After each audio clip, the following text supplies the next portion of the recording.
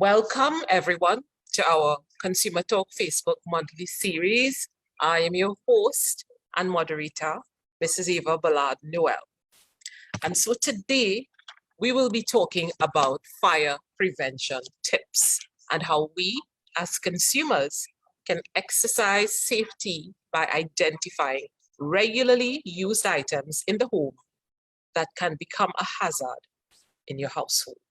So first of all, I would like to let you know some consumer tips from the point of view of consumer affairs, because today we have the Fire Prevention North Division who's going to give us fire prevention tips in terms of your household and in terms of the upcoming Diwali holiday.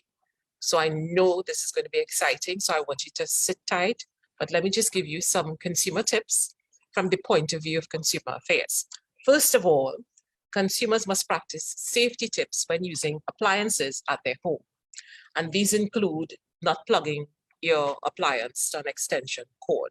Unfortunately, we've had so many complaints about that. And the fire services is going to give you more information on why that is a hazard when it comes to appliances. The other tip we have for you is always read the manufacturer's instructions before using the item. I know a lot of us think, I had one before, I don't have to read it, but sometimes it's a different brand, there might be a different way to operate it, and it might be something that is not manual and it's now digital. So we want you to always read the instructions before you use the item. Otherwise, it might, by using it incorrectly, void your manufacturer's warranty.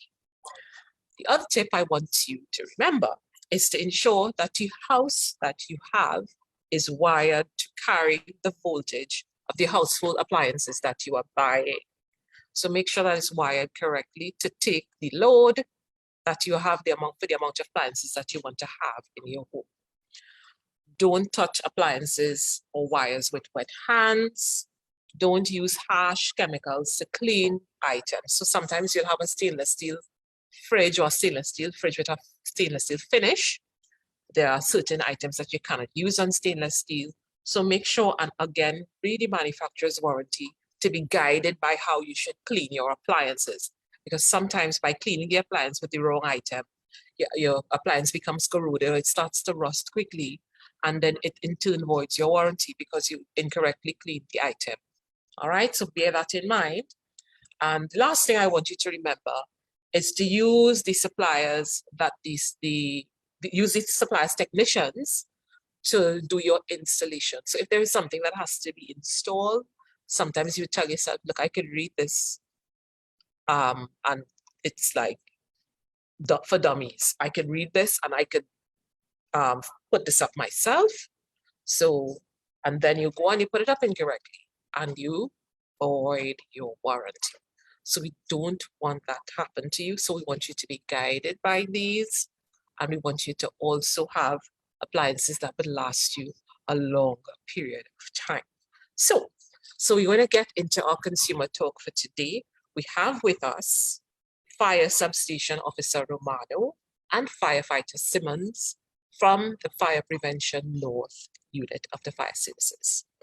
And they are going to be speaking to us, as I said, about safety in the household and items that we use regularly every day, and we don't even think about it being a fire hazard until probably sometimes something bad happens. So we want to take in front before in front takes us, and we want to listen to what the Fire Prevention Services has to say. And I know last week that they celebrated Fire Prevention Week, so they will have a lot in store for you. We want to go for the next 25 minutes. It might be more, but I want you to sit back and listen, take your notes, because after they finish speaking, I know you will have questions, so we'll take as many as we can within the hour. Now, the time is now 11:20, so we want to go for an hour from now, or at least 50 minutes from now.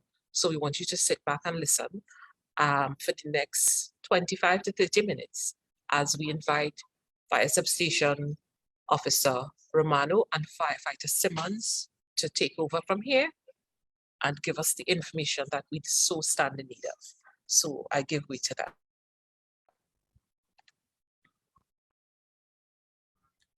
Right, good morning, to Trinidad and Tobago. I want to thank Mrs. Bullard Noel and Ministry of Consumer Affairs for having us.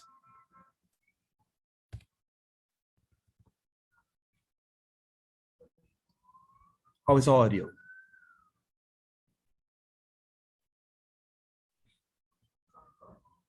All right.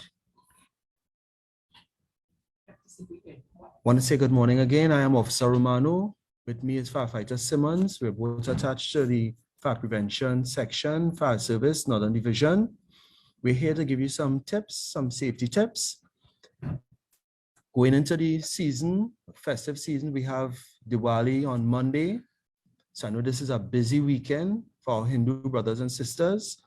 This takes us leading into Christmas. So let us try and have a safe celebrations. And this comes just after having our celebration within the fire service, which is Fire Prevention Week.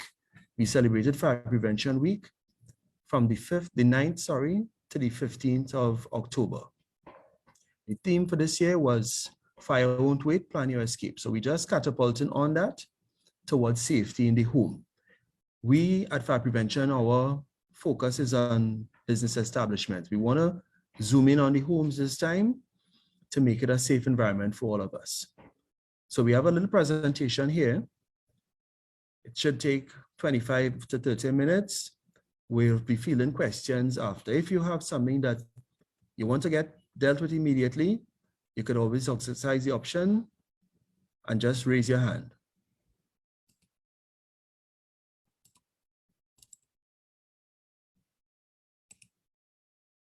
All right, so Ava, you have the screen coming up there? Yeah, okay.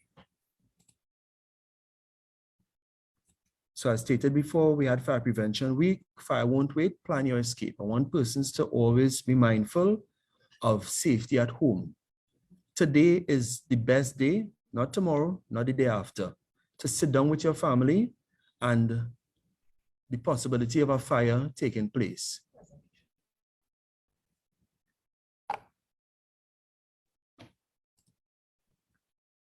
Yeah? All right. So look at how are you going to get out of the home if there's a fire? All right, so work on that. Let that be a project for this afternoon.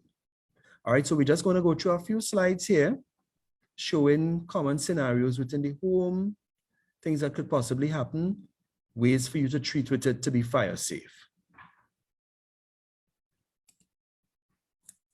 So the items here were fielded from questions by the public and directed to the ministry. So one of the first talking points, we have generators. Generators are used to provide electricity in areas that don't have electricity or as a stopgap measure if there's a break in electrical supply at home. One of the concerns we ought to look at is we got a lot of complaints about fumes. As a reminder that these generators are to be used in well-ventilated areas. This is something that we have a few people would have at their homes, but we have to be mindful in terms of its use. Next topic, cell phone chargers. I think everyone has a cell phone charger because I believe everyone, oldest, the youngest, and all in between have cell phones and they require chargers. There are several things we want you to look at. The chargers, unplug your chargers when it's not in use. You eliminate the fire hazard there and you save yourself a little bit on electricity cost, right? Officer Simmons and myself have personally seen some persons with cell phone chargers. And when you look at what the factory produced and what they have, it's two completely different items. People, if your cell phone charger, the wire is frayed, you are actually seeing the copper wire that is supposed to be insulated. It is time to change that charger. If the charger does not charge the cell phone as intended, it is time to change the charger as these items become corroded after some time and they're not able to carry out their function as designed. Okay? Christmas curtain lights. This is something new. I see Simmons laughing there. Right. Officer Romano, thanks for having me. Ministry of Trade and Consumer Affairs, by extension, Mrs. Noel, right? Thanks for having us.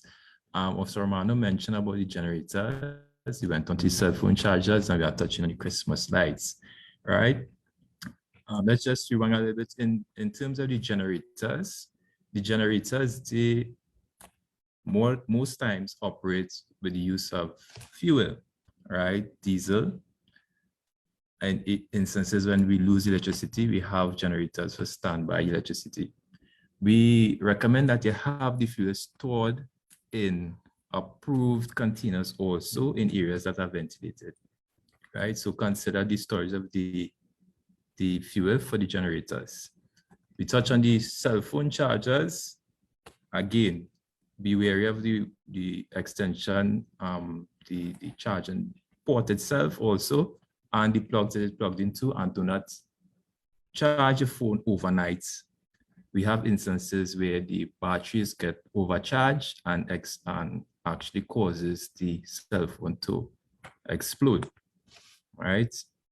Christmas tree lights, again, we have something new on the market, the curtain lights, and it's attracting a lot of customers because it's very decorative. This is Noel, all right? So we want to have some guidance in terms of how you apply these curtain lights in close proximity to your curtains, tablecloths, and all combustible materials within your household, including the furniture, the throw pillows, etc.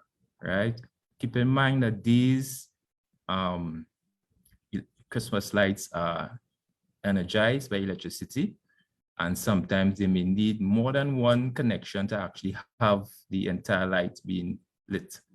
So we recommend that you have it safe distance away when applying it in your homes, away from all combustible materials.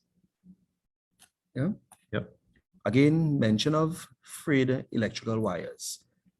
If you have the curtain lights or any type of Christmas lighting, and there are breaks, bursts in the line, in the wire, these need to be replaced.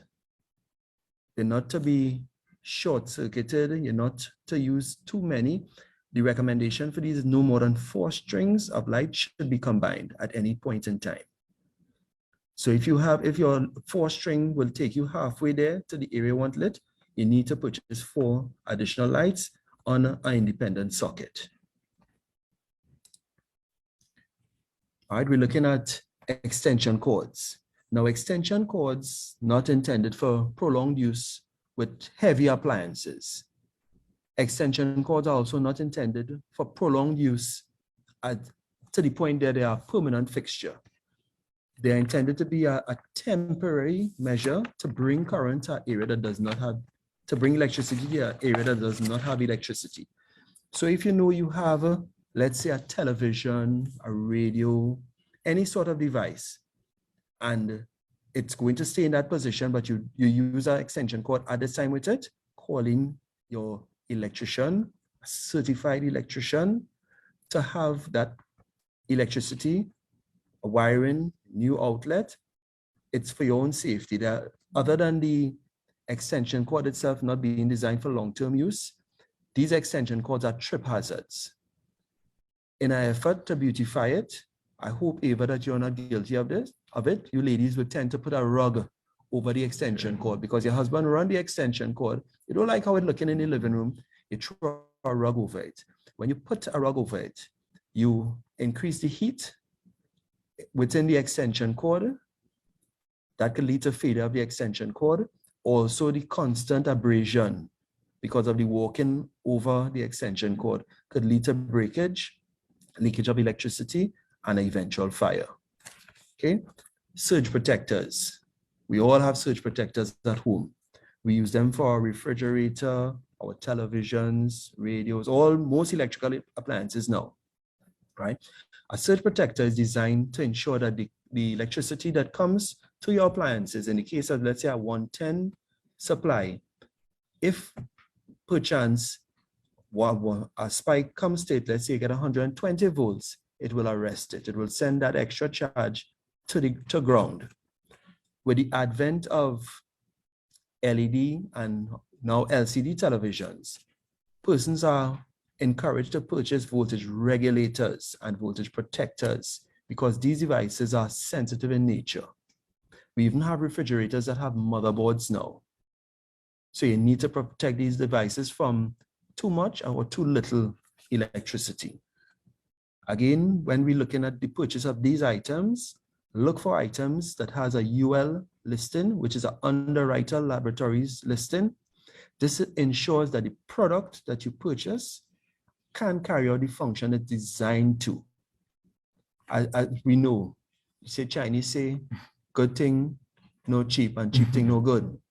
So put out the little extra money, buy the proper items. Again, you're looking at the UL listing, you're looking at the BS, which is British Standards print. Once you have that, you have a guarantee that this product could stand the test of time and the intended purpose.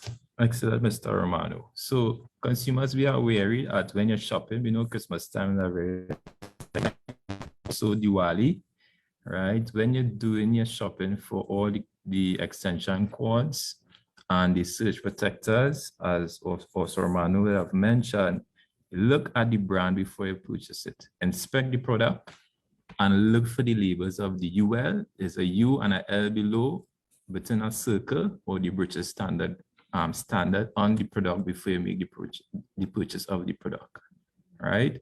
The surge protectors actually protects your appliances for any power surges when electricity goes and comes in, right? It actually protects your investment of your appliances within the home. And we have instances where current actually jumps from one conductor to the next. So you have the arc forward surge protector also. You could ask for a smaller device, a little bit more cost effective.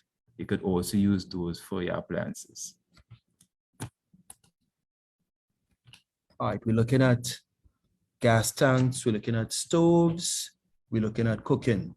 Again, Diwali, a lot of food going to be prepared over the next couple of days. We want to look at a simple device, something that everyone would utilize. Most of us have a gas stove, so we purchase our LPG cylinders, usually the 20-pound cylinders. That's our target this morning. Now, I want you to look at the slide here. I hope everyone can see the slide. You see this gas tank regulator that you have here? This is the only type of regulator you should purchase for use at home or even in commercial use if you so desire to use 20-pound cylinders. Now, this cylinder, to the top of it, there's a simple off and on switch. Once you've connected your regulator to the head of your gas tank, you flick the switch, the gas goes to your appliance. Now, there's another design where there's a knob to turn. That one allows more gas to be available. This is not a recommended practice.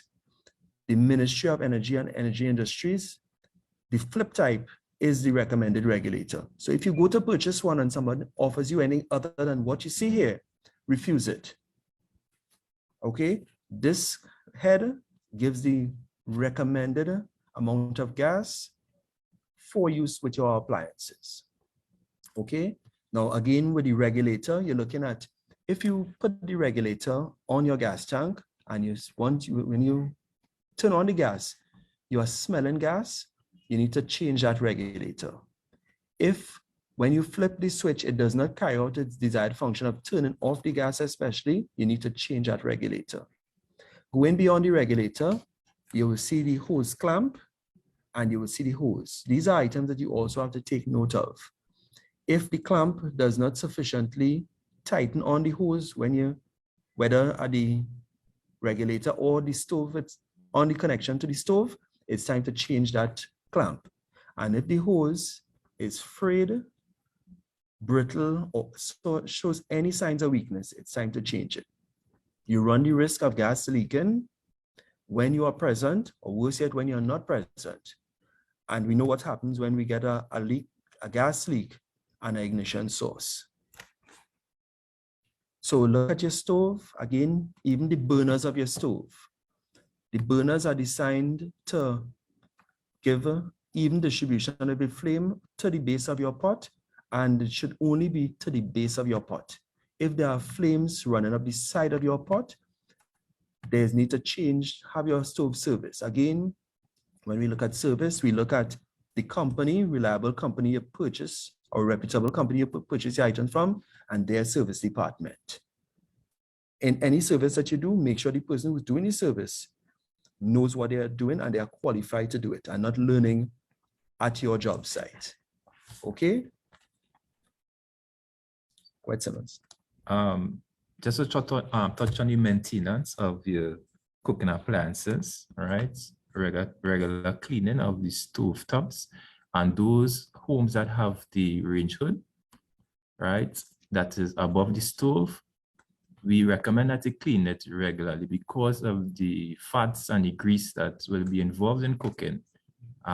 What happens, we get a buildup of grease within the range hood itself, right? And some range hood carries fan, lights, right? Electrical within the range hood itself, right? So we have buildup of grease on electrical fittings.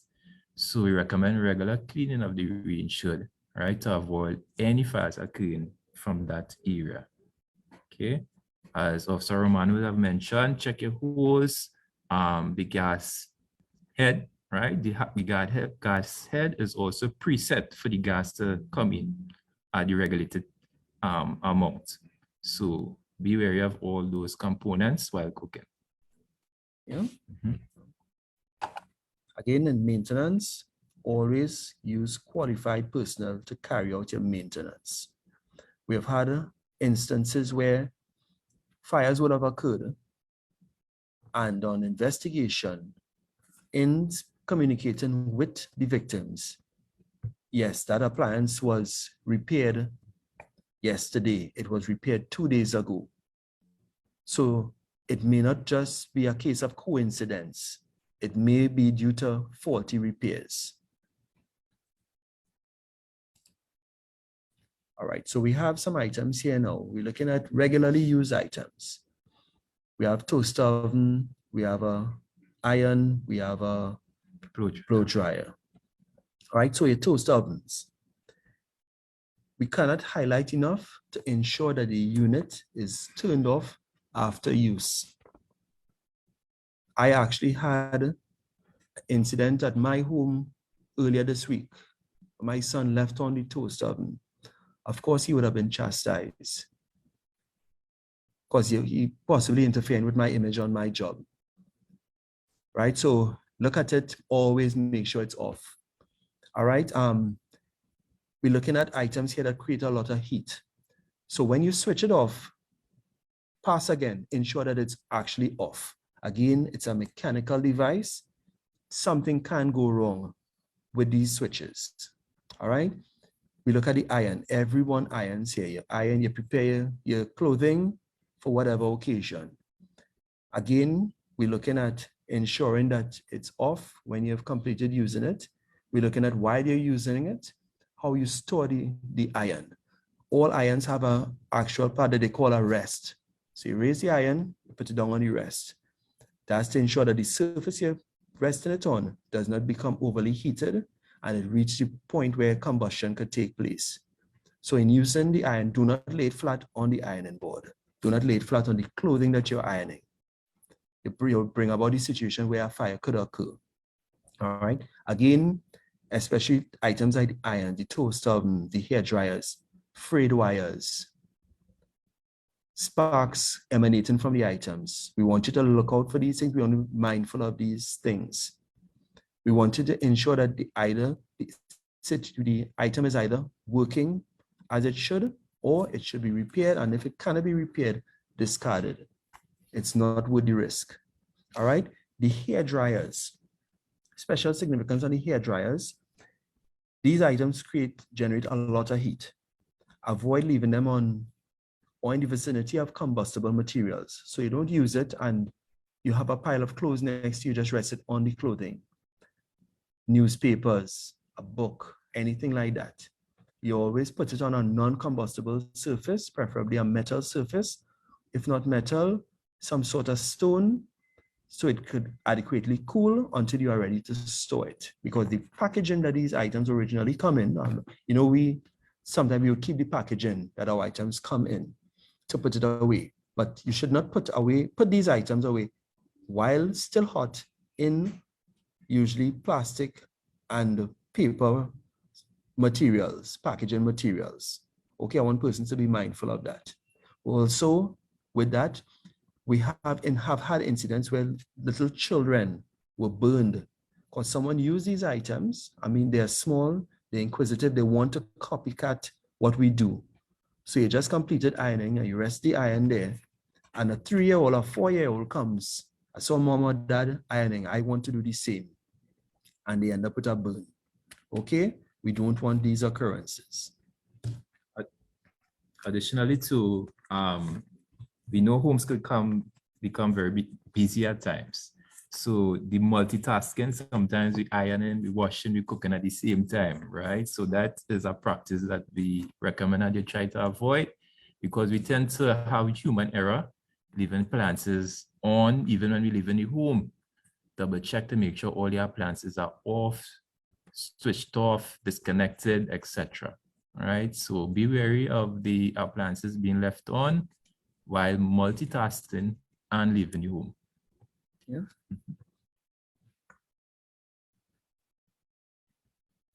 Any questions in between, Mrs. Noel? Oh, yeah. All right. Let's look at candles, kerosene lamps, scented plugins. Again, all of these items are a source of heat. Some of them have fuel in varying quantities, different formats. Candles, we all know the dangers of candles. Okay, the open flame, it should always be used in a non-combustible receptacle.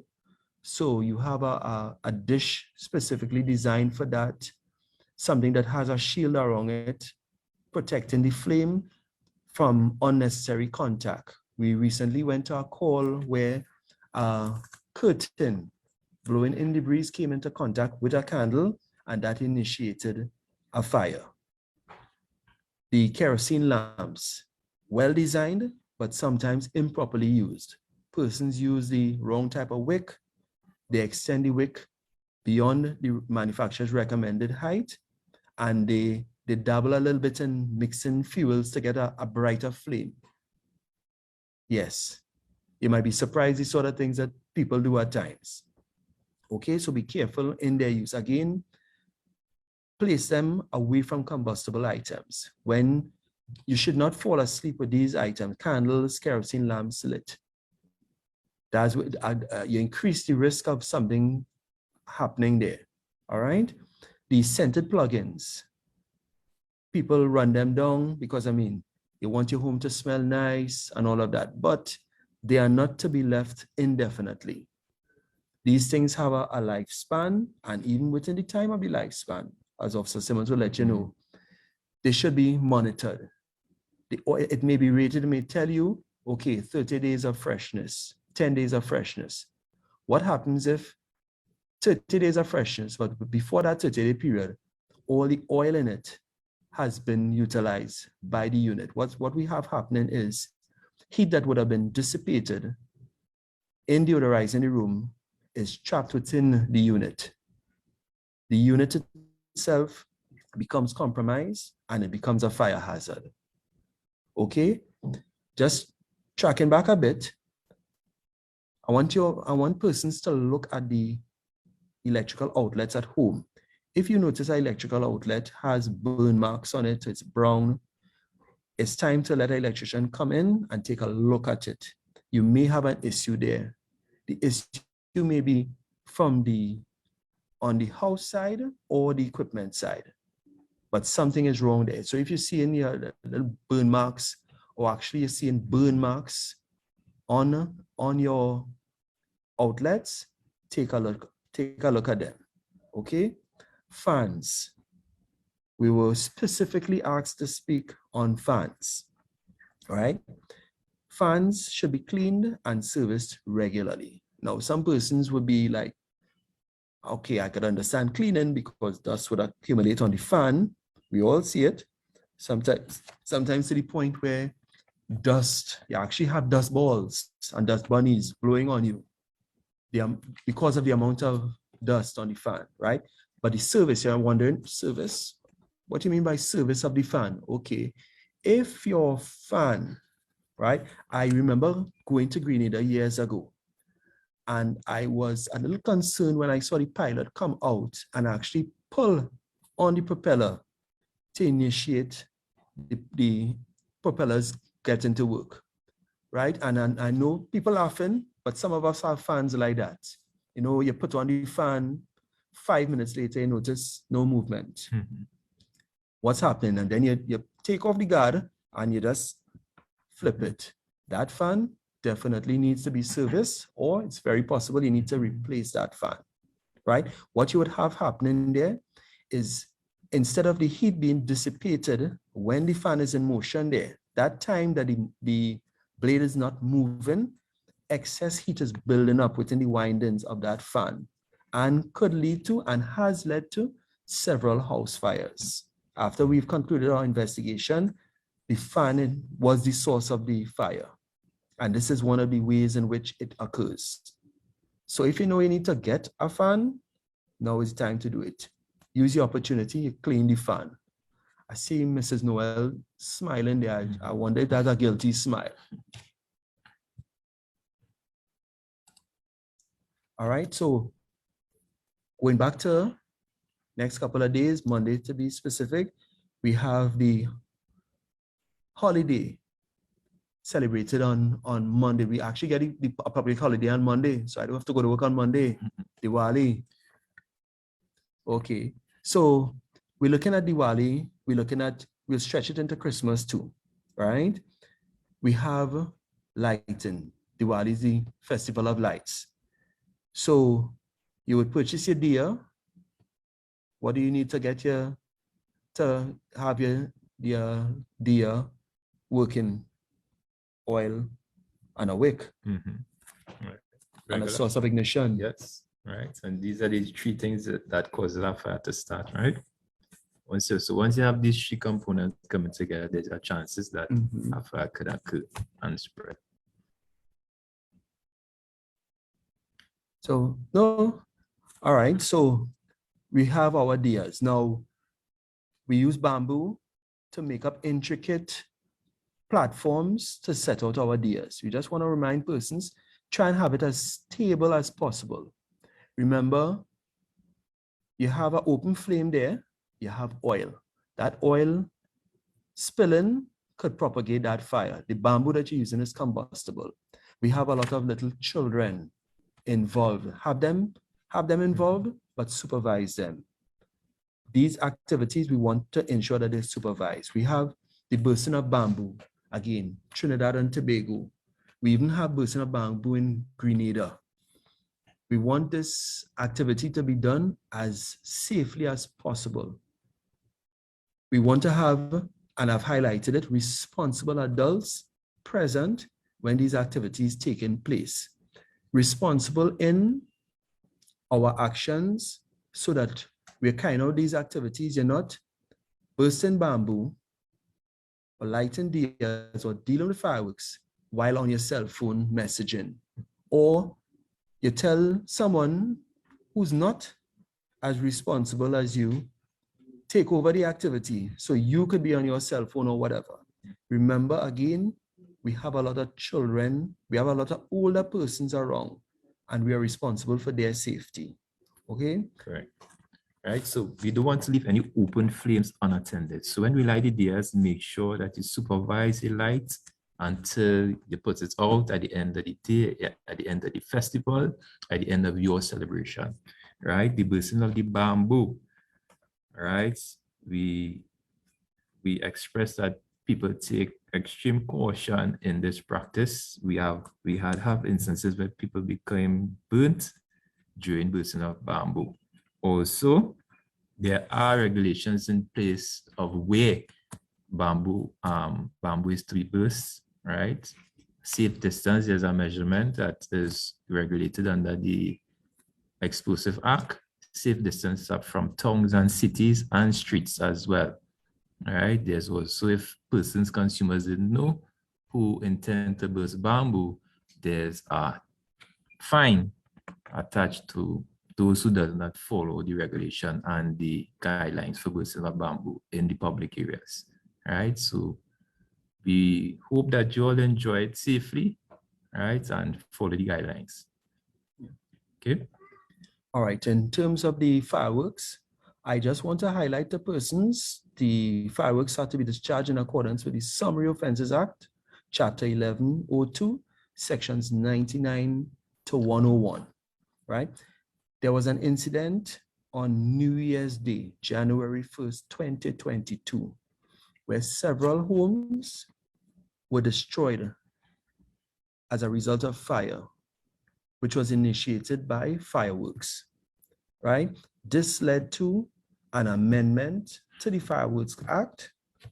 And this amendment, just like the Summary Offences Act, could be seen online. The laws of Trinidad and Tobago are available for anyone for viewing, okay?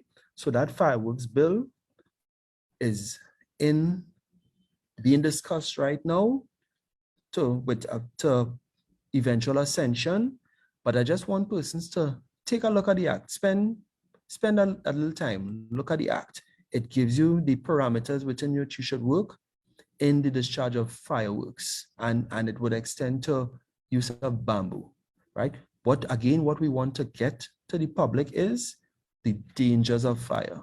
It is a necessary evil, but it could be used safely. You have to be wise in your actions. Okay. Now let's look at fire extinguishers. Okay. I trust now, having gone through a fire prevention week, which, as I said, was from the 9th to the 15th of this month, persons would have taken note of the information provided by the fire service, the officers attached, and would have initiated the process of getting smoke alarms for home extinguishers. We'll focus on the extinguishers. The very first thing is I want persons to know that the extinguishers are portable, so that easily carried, ensure that the extinguisher that you have, you can lift the extinguisher. Don't look for the biggest extinguisher that you see in the safety shop and say that's the one you want. And when you need to use it, you can't even lift the extinguisher. All right. Points to note: the extinguishers are to be used on fire in the incipient, which is the early stages of the fire. Okay, so that the fire now starts a couple seconds, and in order to know that the fire starts just a couple seconds ago, that's the job of the smoke alarm. So if you have smoke alarms strategically placed within your home, that to say your bedrooms, your living areas, in your kitchen, you have a heat alarm as opposed to a smoke alarm, you will be notified very early in a fire of its presence, and you could use the extinguisher safely. Okay, you use the appropriate extinguisher for your environment. All right, correct, Mr. Romano. We would just like to highlight that within your home, your residence that you reside, there are different risks in terms of what you have inside your home. There are the ordinary combustibles, your tablecloths, your curtains, your pillows, mattresses, etc. Right? Those are classified as A-class combustibles.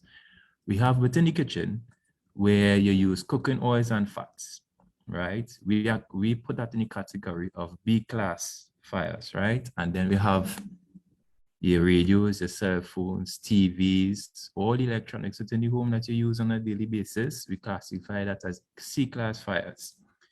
We just like to highlight to the public, there's one particular fire extinguisher that can be used on all those 3 classes of fire.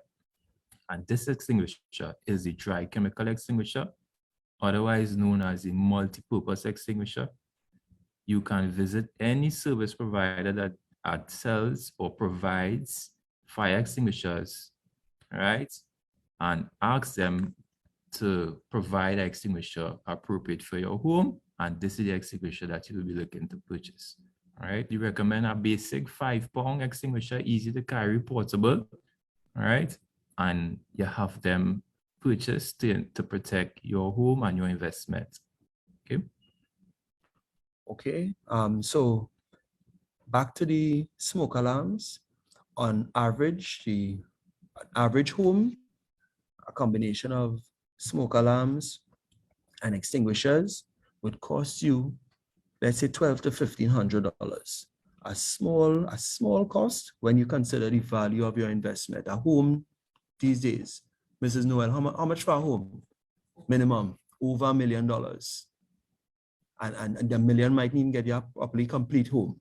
So $1,200 to $1,500 to protect something worth $1 million. I think that's good maths there. Yeah? All right. Remember, again, when you're purchasing the extinguishers, again, back to what Simmons said, you go to a reputable firm. That way you could purchase units that can be serviced. We do not recommend the purchase of one-time use extinguishers, as these have been known to fail at the time when you need it. And you don't want, of all items, you don't want an extinguisher to fail on you when you need to use it. Correct, Mr. Romano. Thanks. That information was great. Any additional information, persons could contact the Trinidad and Tobago Fast Service at 226-TTFS. That is 226-TTFS. We will have literature, we have handouts, we have demonstrations. You could even come into the office, at the fire prevention office, and we could have information provided for you in terms of the extinguishers, detectors, and how to be placed within the home and areas that should be covered by detectors and extinguishers. Okay. Yeah. Mm-hmm. So at this time, we want to thank you for taking in the information. Remember, we want everyone to have a safe Diwali, safe period leading into Christmas. We want you to be safe while you're watching World Cup, which is 30 days away from now. Okay, so at this point in time, I think you should make sure and ensure that you get that voltage regulator. You don't want your television to go bad on you this time. At this time. No, definitely not. Correct. Okay, so at this point in time, we will hand you over to Mrs. Noel and we will field some questions on this topic.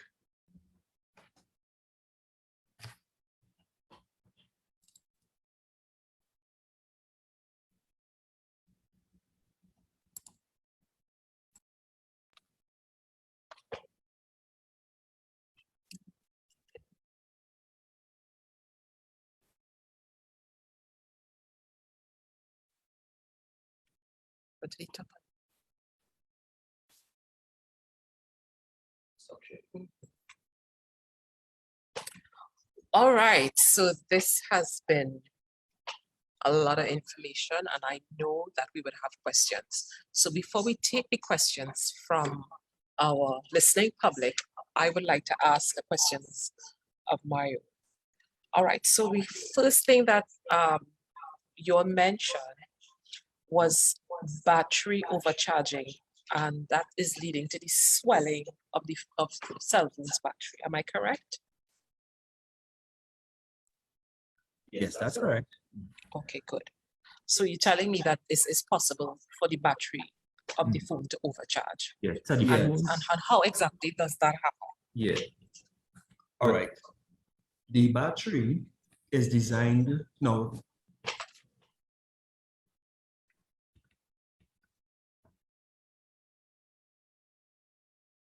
Actually, let me know how the sound is. Better? Okay.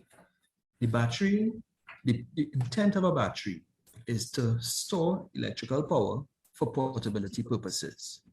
Now, these electrical components over time, between charging and discharging cycles, become worn. What actually happens is, after a while, the battery itself does not do its job as designed, so that originally you would get a battery going up to 100% capacity, you utilize it, and then you charge again to replenish that store of electricity. You will notice that the battery, it may go to 100, but it will go, as you disconnect from the charger, it will go down to 99, 90. I haven't used my phone, but that's what's happening. This is where the degradation of the component starts. This is your indication that it's happening, okay? Eventually, the contacts on the battery, at least the cells within the battery, start to make contact with each other, and that will lead to sweating of the battery. So anytime you will notice here, again, another sign of it is your cell phone is hot. It's constantly hot. If this is what you're experiencing, it's time to get the battery changed. Even cell phones that are sealed to us, the consumer, can be opened up by technicians and the battery replaced. Okay. Over a period of time that situation occurs, we have the cell phone charging, right? The battery is full, but the electricity is continuing to the battery ports. Right? The overprotection on the battery has failed. Exactly, right? And okay. The other question that I have relates to what you spoke about, that is the biggest craze. I myself am thinking about getting it, and that's the curtain lights. And you spoke about keeping it away from combustible material and no more than 4 strings combined. Now, I thought that was interesting because, I mean, the lights are never long enough. So what it is you mean by the 4 strings combined? Give me it in layman's terms. Okay, so you purchase 1 string of lights. You put up that 1 string. You realize this running short of what I wanted to do or where I want to get to. Purchase another string, still falls short, and so on and so forth. But there is a limit to the amount of strings you should combine. Most products that we have looked at had recommended no more than 4 strings of lights to be connected in series. Okay, so once you get to the 4th one, if you want to add more lights, you can add it to the string, but not to those lights. So you're looking at another outlet to source your power from. Oh, all right. Okay. Right. Again, what we have there is too much electricity. Good. Right. And you'll get localized heating. It wears down the components faster, increasing your risk of a fire. So again, any product, as you would have mentioned, to start this conversation, any item you purchase, look at the instructions. Okay. You may have purchased it previously, but this may be a new version of the same thing. Take note of what the manufacturer states. Again, UL, BS. Okay. All right. And UL is Underwriters Laboratory and BS is British Standards, just to clarify. Yes. So no more than 4 strings combined, because you have that heating coming there. And then you have the combustible material in terms of the curtain, and the light in front of the curtain. So you have to be careful where that is concerned. Okay. So we went through the extension cord safety. I understand that. That is something that we do all the time. Just for aesthetic purposes, we put the cord underneath so you wouldn't trip on it. But then again, the wear and tear may cause a fire. In terms of the surge protectors and the voltage regulators, I think we have a question from somebody talking about it here. So let me just bring it up immediately. And that is somebody named Akil from Mayaro, and he wants to know, he has a line conditioner that he uses for his computer, and he wanted to know if this can adequately prevent a fire from happening in the event of a power surge. And I know there's supposed to be some sort of a difference between the surge protector, which is like the strip of lights with the switch to the end, and there's the voltage regulators, which is like something that you keep to the back of the fridge and all that. So if it is that you can go into that as well, just to make sure that we have the consumers knowing the difference between what a line conditioner is, the surge protector, and the voltage regulator, and what their uses are, so that everybody's clear going forward. Okay. Specifically to the line conditioner acts as the name implies, the line being the electricity and the flow of electricity. If you look at electricity in a graphical medium, it is supposed to be a fluid movement, not an erratic movement, which is what you would get when you have power surges and brownouts. That line conditioner maintains a safe range of electricity to power your equipment, especially sensitive equipment, as stated, computers, your desktop, your laptops. So you're looking at the devices and the components being damaged by electricity, right? We have eventual wear and tear over time, but what we want to prevent or safeguard against is the spikes and I said the low electricity, all right? The surge protector, as I said, is for the peaks in the electricity going over. The excess current is brought to ground via the grounding wire. That is why, okay, you might have an extension cord. You have 3 pins, but the outlet you're going to plug it into has only 2 pins. Some persons have been known to take out that 3rd pin. That is your ground pin. If you're not wired for it, don't use it. Okay, you're overriding a safety feature. Okay. Additionally, we have something also called the ground fault surge protector, right? That is also a device that actually it redirects surges of current to the ground wire. Basically, it's the same feature of the breaker in your house. If you have a surge in current, the breaker trips. Yeah. Also, where there's electrical appliances being used where water is usually present, washroom areas, right? You will have those ground fault surge protectors. We have the arc fault surge protector also that deals with the jumps in electricity from one conductor area to the next. So when that occurs, it actually shuts down the appliance or the connection between the current and the appliance. So that's the purpose of it, right? So it's to protect your appliance and protect electrical arcing from taking place, which could lead to a fire. Okay, so that the surge protector, that's the basic one with the four plugs and the switch to the end. That's just to prevent a surge from happening. So that switch on the end would flip if it is that too much current is coming. Yes. Am I correct? Okay, good. And the voltage regulators would be like the things that we plug the fridge into. And that would regulate if it's too much current coming, it just shut off. It will shut off as well. Yeah. So it's similar to that, but it's just a better one. a better one.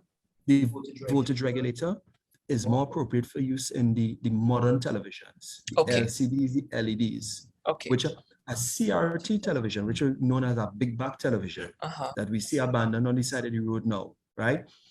The brownouts, which is the low current, they were able to withstand that. Okay. But the newer televisions can't handle that. So that's why we need the voltage regulators to cover that. The voltage regulator, as I said, it breaks down the current if necessary or boosts it if need be.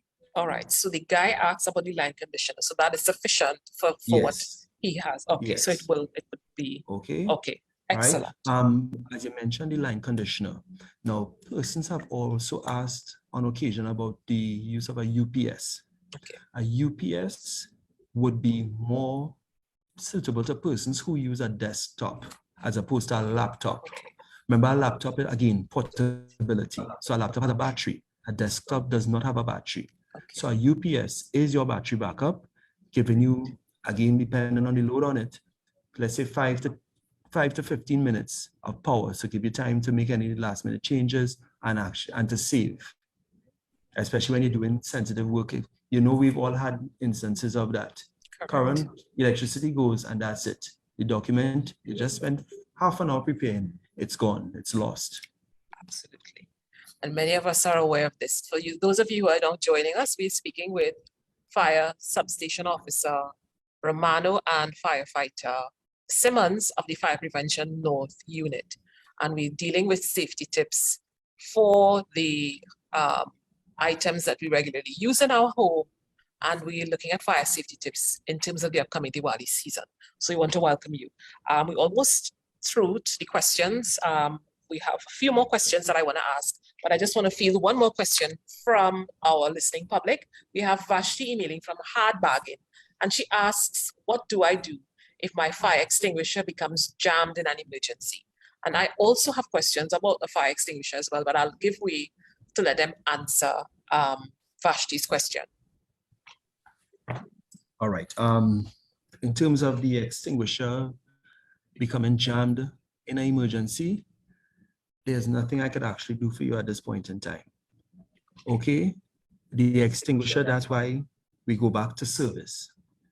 You want to ensure that you purchase an extinguisher that could be serviced to prevent that possibility, or even if not prevent it, because as we experience today, technical difficulties, Murphy's Law, what can go wrong will go wrong, to minimize that possibility that you would get an extinguisher that would jam.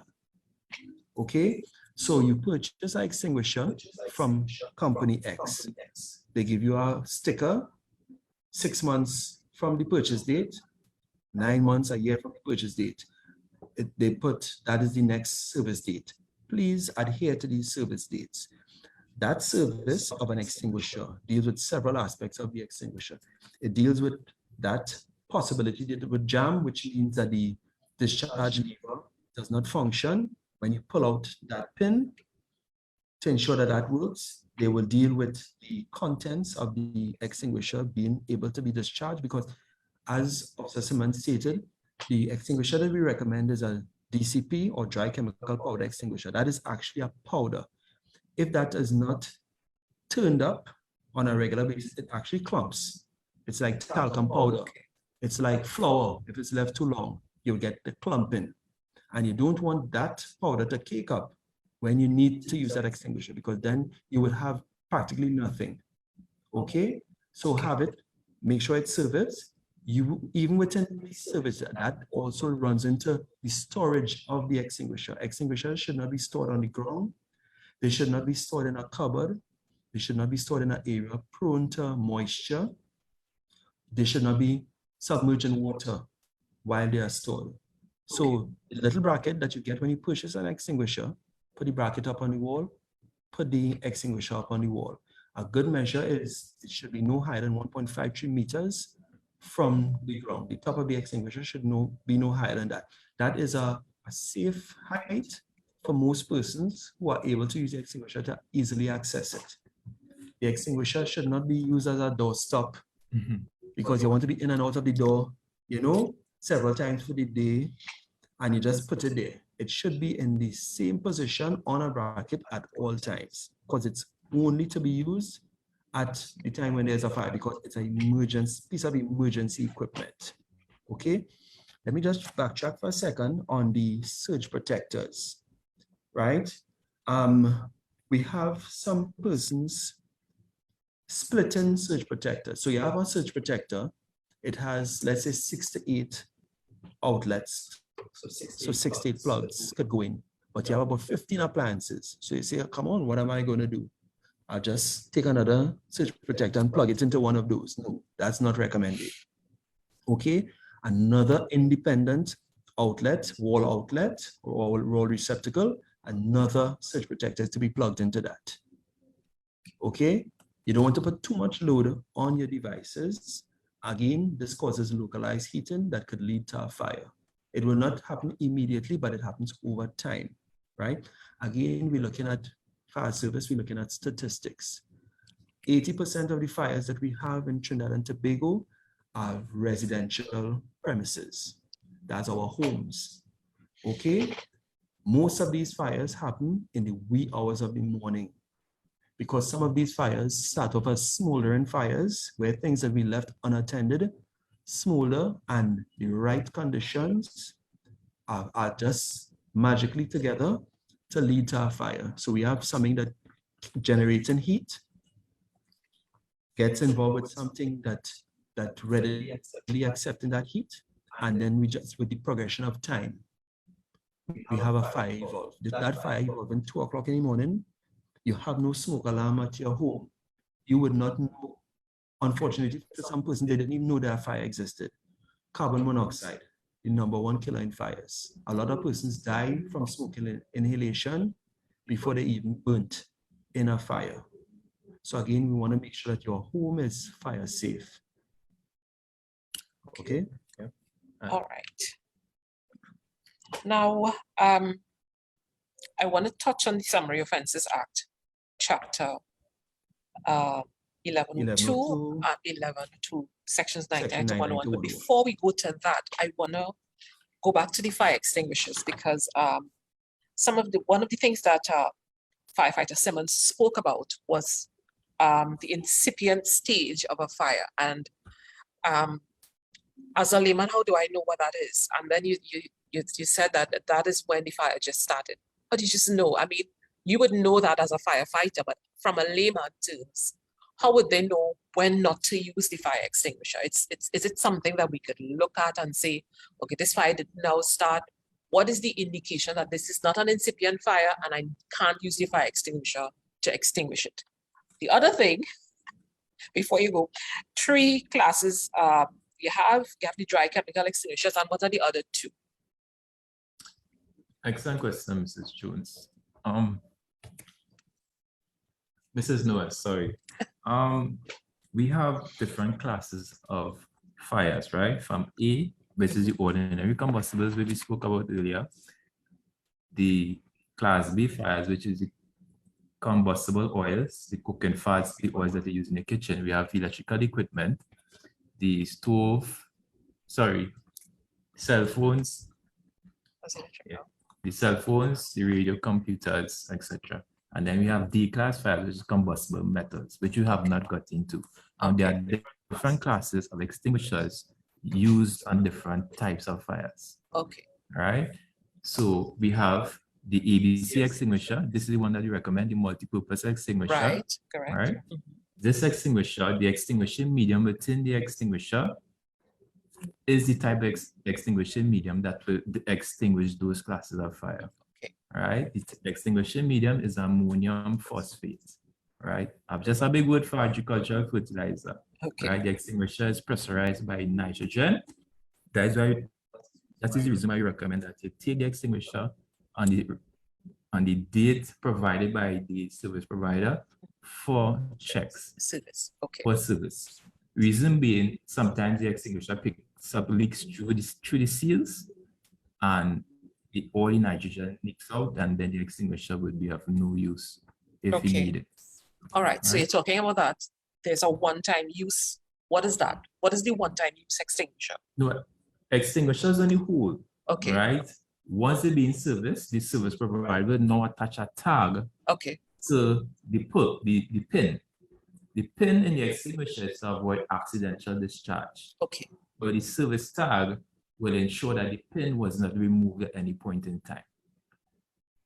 At any point in time, the tag is broken, the extinguisher will need servicing immediately.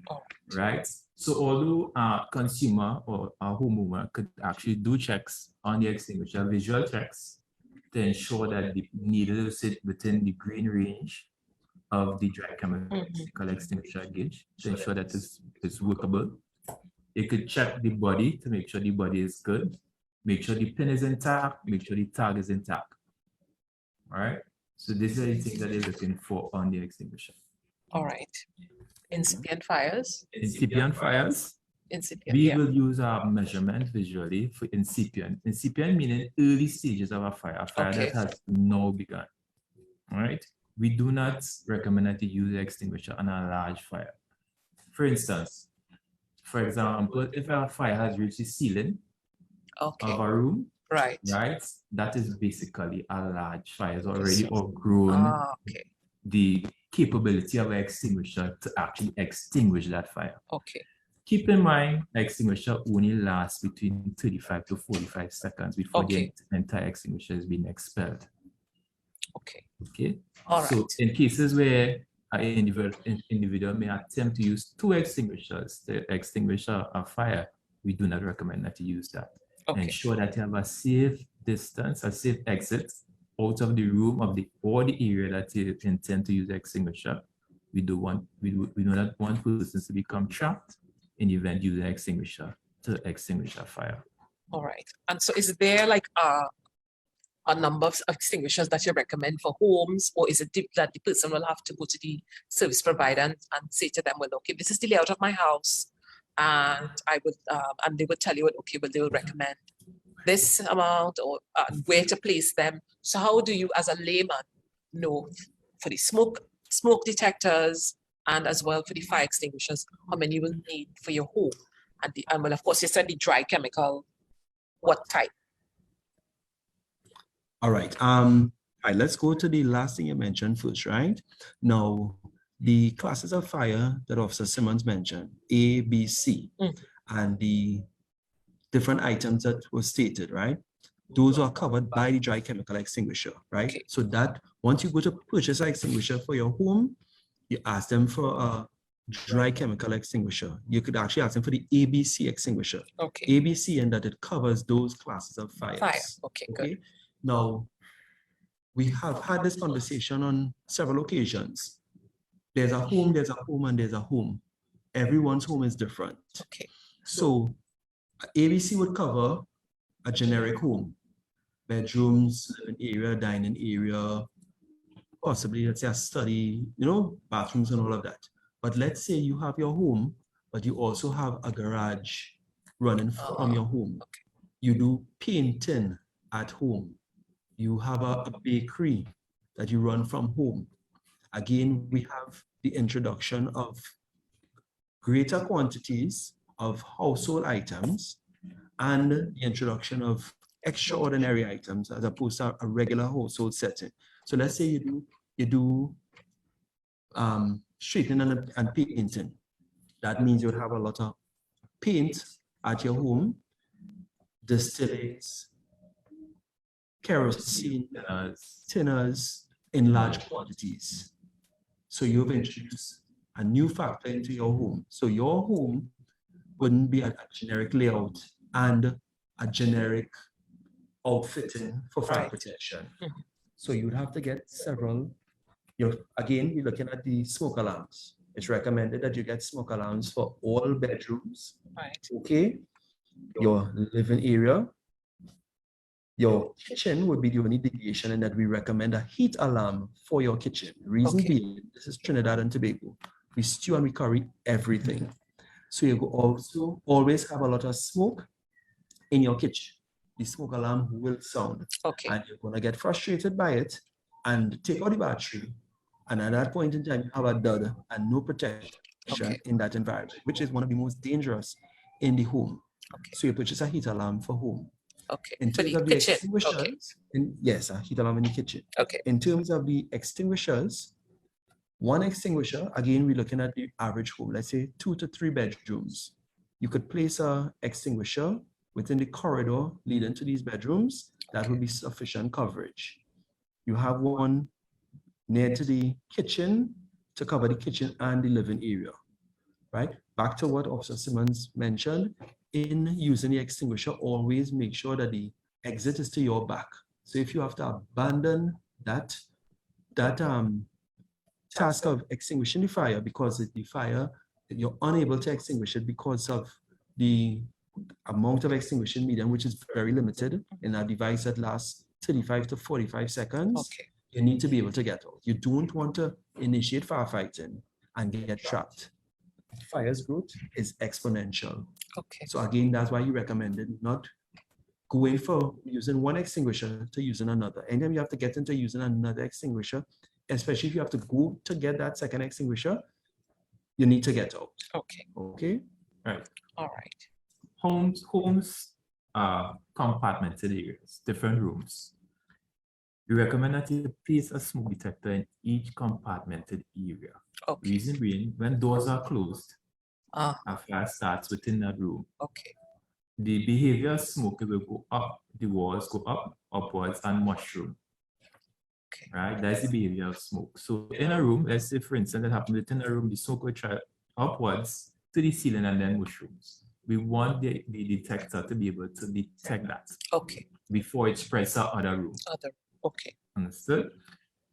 All right. In terms of placing the extinguisher, we look at the risk, as Officer Romano would have mentioned. We look at the risk, meaning that what is being done within your home, what hazards they have present. Okay. Right? Even some of us have ends up paints Okay. from years ago. I end up green, I end up blue, and I white because we need to touch up every Right. so often. Absolutely. Right. So areas where we have large quantities of paint being stored. We spoke about the generators. We might have a generator, but we have diesel stored to be used for the generator.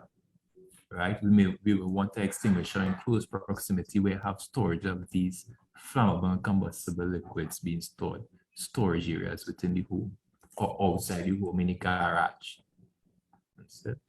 The detectors, as we spoke about previously, they also come in different ratings and different brands. So we're looking out for the ratings of the extinguisher, which we spoke about the well rated. Right. And EBS rated. So Okay. before you purchase the detector, you look behind it. Before you purchase the extinguisher, you look at the extinguisher for the ratings of the extinguisher and the detectors. All right. So these are so what is being mentioned there is the UL is for standards that these items have on them. So the British standard is the BS standard, and the UL is the Underwriters Laboratory standard. So look for these markings when you're purchasing your extension cords, when you're purchasing your lights, and also when you're purchasing the smoke detectors. So we know that an incipient fire is something that is in the early stages and that the fire extinguisher can only go that far. So just be mindful of that and don't go playing hero. If it gets way beyond that, please try to get out. All right, that's what they say. So you mentioned the Summary Offences Act, Chapter 11, in terms of the fireworks and in terms of bamboo bursting. So is it that persons are to be guided by this? Is there something that says to them specifically about, guides them about the usage in this act? Yes, the act, you speak specifically to the use of these items.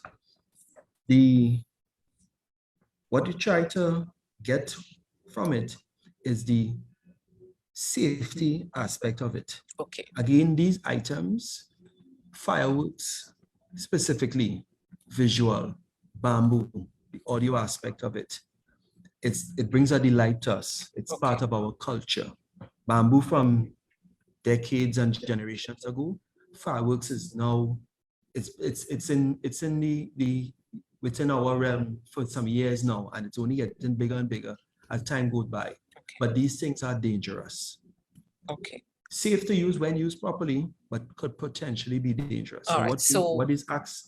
So the Summary Offences Act doesn't say that it's illegal to use the fireworks. No. It tells you what. So are there certain types of fireworks then that are illegal? Yes. Yes. The number one is the scratch bomb. Okay. Yeah. The use of scratch bomb, the importation of scratch bomb has been banned for several years now. Right? Now there's within the sale of the fireworks, they have something called consumer fireworks. Okay. Again, when you're looking at purchase, you go to a reputable supplier. And basically we have what, three within the country? Three reputable ones. Three reputable suppliers, Yeah. right? They would furnish their, because you know how they go, you would see different locations set up. We in the time of the year now with location set up for the sale of these items. Okay. They would provide guidelines to their wholesalers, and the wholesalers supposed to pass on these guidelines to the retail purchaser. Okay. Again, we're looking at the safety and the safe use of these items. Okay.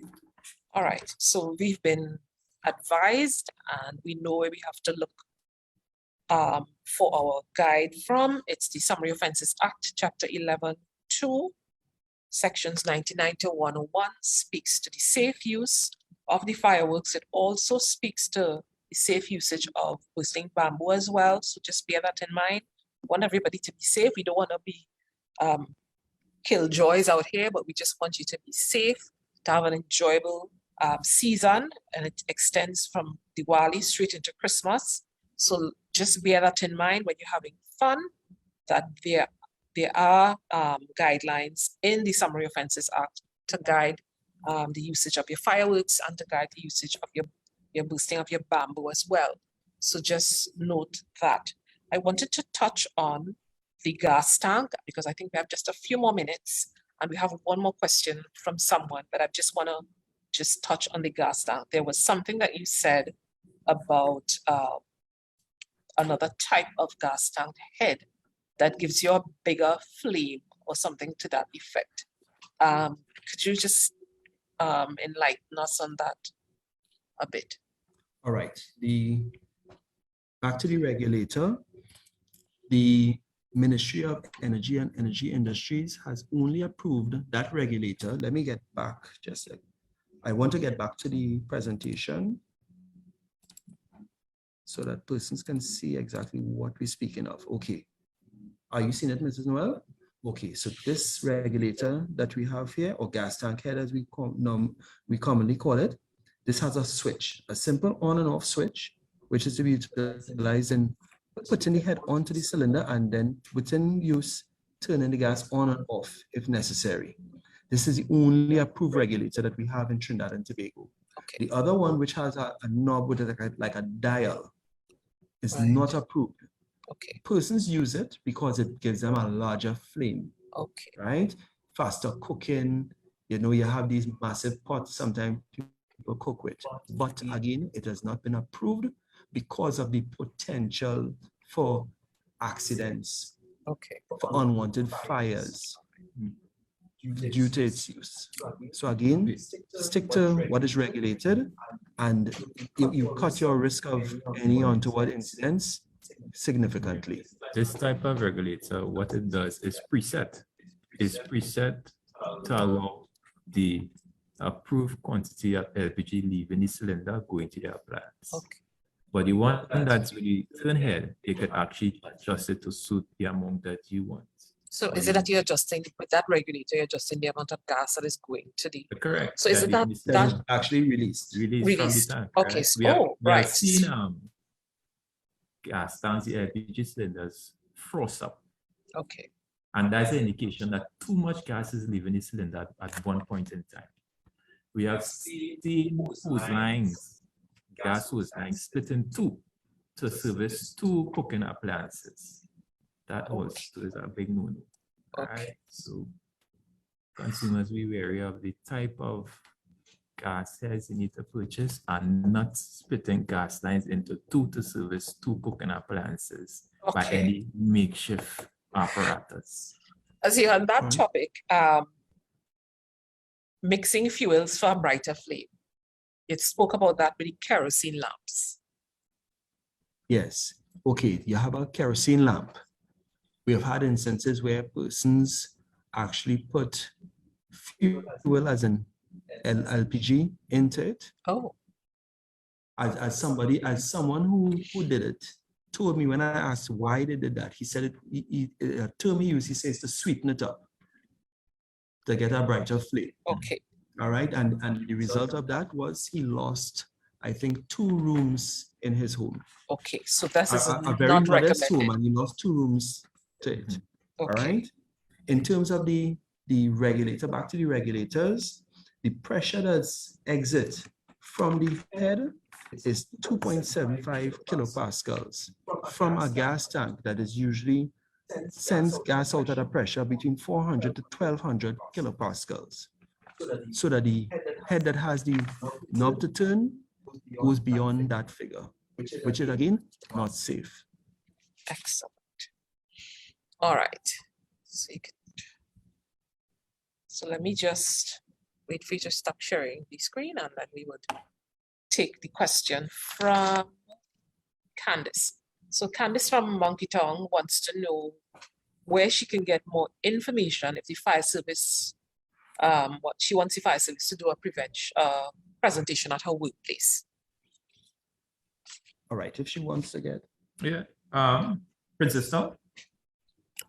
Monkey Tongue. Monkey I Tongue, think that's Barapole. Barapole. I'm not sure where. I think it's that section. Okay, so we have 3 divisions in Trinidad and Tobago. One in Trinidad, sorry, right? We have 4 divisions in Trinidad and Tobago. We have the Northern Division, Central, South, and Tobago, of course, right? So she will be in South, right? So she could visit the San Fernando Fire Station. Is it Manipur? I think it's Manipur. Manipur. Right. So Monipo Fire Station. Right. She could actually have a written letter from her organization, signed with a contact number, of course, requesting a fire safety lecture. Okay. All right, from our organization, which is the Trinidad and Tobago Fire Service. Okay. All right, and we will, of course, and the team will contact her, and we will make arrangements to come and do a fire safety lecture, with basically based on fire safety, science, evacuation procedures, and use of fire extinguishers. Okay. All right, it will be a PowerPoint presentation, and we will also include a demonstration in terms of how to use a fire extinguisher. Excellent. All right. So for those of you who just joined us, you have missed out on some good information, but we would be on Facebook continuously. We will post the video in a little while. But if it is you want to get the fire service to do a lecture with you, you can call 226-TTFS. That's 226-TTFS. And depending on where you are, fire prevention units, North, Central, South, and Tobago, to get a fire safety lecture done. So this has been Consumer Talk with the Consumer Affairs Division under the Ministry of Trade and Industry. We have had Fire Substation Officer Romano with us and Firefighter Simmons with us, and they have given us a wealth of information for you to go into the Diwali, Halloween, and Christmas season coming up and exercise safe practices in the household. And even when you're having fun, remember that fire service, fireworks is not necessarily illegal. It's just that there's the scratch bombs that are illegal, and using it in a place that is not approved is also illegal. So bear that in mind. Also, when you're bursting the bamboo, we're asking that you be saved. Is also to be guided under the Summary Offences Act, Chapter 1102, Sections 99 to 101. This has been a wonderful presentation by the fire services. We thank you for thankful for you being here with us and giving us all this wealth of information. I know that some people were shocked by the fans like I was. Some people were also shocked about incipient fires and all these things that we didn't know anything about. And we want you to take this under advisement to practice the safe things that the fire service has meted out to us. And we want you to have a safe Diwali, have a safe Christmas, have a safe Halloween. Remember that the fire services can be contacted at 226-TTFS. Also, the Consumer Affairs Division's number toll-free is 800-4277. That's 800-4277. And you can email us consumeraffairs@gov.tt. That's consumeraffairs@gov.tt. You can also go to Trade IND for the Ministry of Trade to access the Consumer Affairs Division. I have been your host and moderator, Mrs. Eva Ballard Noel, and I thank you for joining our Facebook Live. Have a wonderful Friday.